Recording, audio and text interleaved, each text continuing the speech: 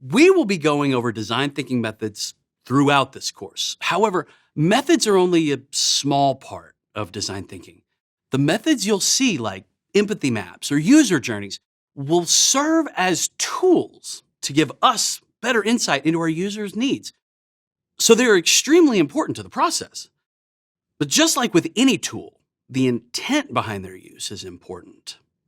While it may sound redundant, you'll hear me remind you throughout the course that everything we are doing is in service of our user. And the most important thing I can remind you of is you are not your user.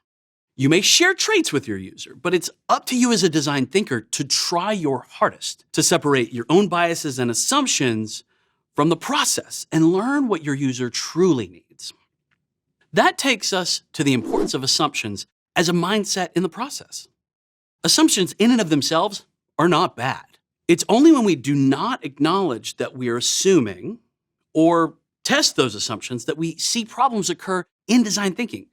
Your goal throughout this course should be to recognize your biases as often as you can.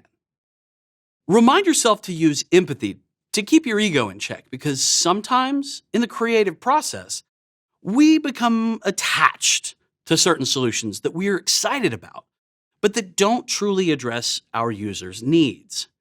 Stay humble here and put that idea to the side. It's not the only idea you'll ever have, and likely you'll come up with a far more impactful one if you stay open to serving your user. And stay compassionate with yourself in the process. You won't always get the answer right away. Design thinking takes a significant amount of critical thinking. However, once you see the appreciation in a user's eyes after their experience has been improved, you'll know you've made the right choices. See you in the next video.